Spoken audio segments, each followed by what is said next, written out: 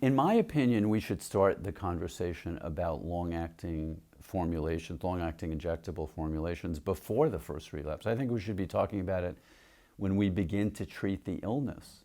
Because if we wait until after the first or second or third relapse, we've already lost half the battle. Because I think the number of relapses that someone experiences early in the course of the illness can have a big impact on the ultimate outcome over the long term. We really want to try to help the patient get this illness under control as well and as rapidly as possible so they can achieve, as good a quality of life as they can.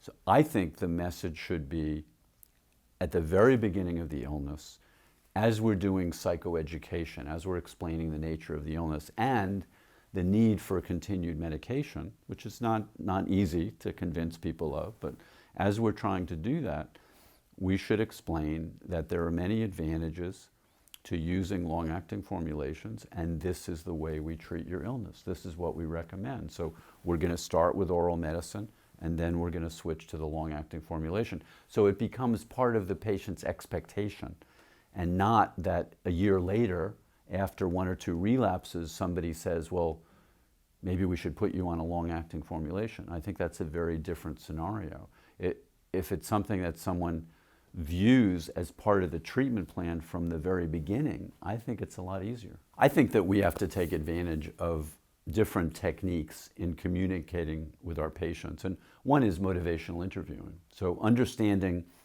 what are the individual goals that that particular patient has, and how can we help them achieve those goals.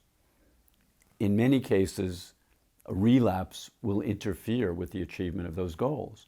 So we can help them to understand the potential benefits of the medication and of ensuring that they're getting the medication in the context of achieving their goals. And that's, the motivational interview is an attempt to bring those different concepts together.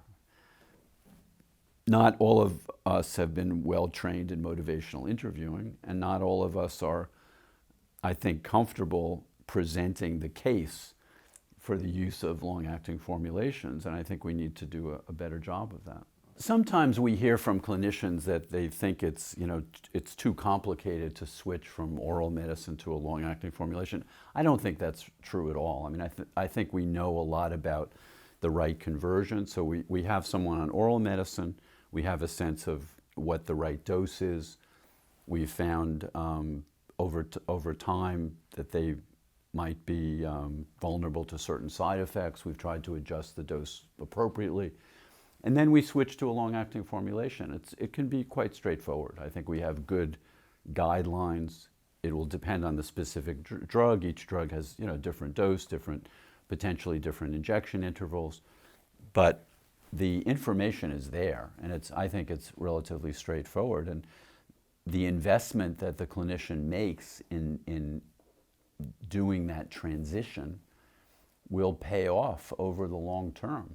People sometimes say, well, what if I need to do X, Y, or Z for the next week or two? Sometimes I need to supplement with oral medicine. Or it's a very minor challenge in terms of thinking about the long-term course of a patient's illness. So I don't think that switching from oral to an injectable formulation should be an obstacle at all. I think we have to help patients feel comfortable doing this. I think the harder part is the conversation that they need to have with the patient. And when we ask clinicians, what are the obstacles, one of the most frequent answers is, oh, the patient said no. The patient doesn't want it. That's why I don't use it. And then when we talk to the patient, they often say, well, nobody really explained that to me. I wasn't even aware that this was really an option. So I think a lot of it breaks down in terms of just the conversation between the clinical team and the patient, and not just the physician, not just the prescriber, but I think the entire clinical team needs to be on board. Because if I have a therapist who says, oh, John, you don't need to take injections. I mean, I know you're taking your medicine. That can undermine what the prescriber has been trying to, discuss with the patient. So I think the entire clinical team needs to be on board. They need to be comfortable. They need to understand the rationale. They need to be able to answer any questions that the patient might have. And I believe very strongly that we need to make this much more a routine part of treatment. So if we said to a patient, this is the way we treat your illness, as if this is like when you go to a cancer hospital, they have a protocol. This is the kind of cancer you have. This is how we treat your illness. I think we need to take a similar approach and say, well, this is the illness you have. We want to use medication because we think it's going to be very, very helpful to you. We're going to start with an oral medicine, and then we're going to switch to a long-acting formulation.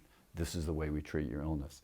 I think that would go a long way to helping foster much greater utilization.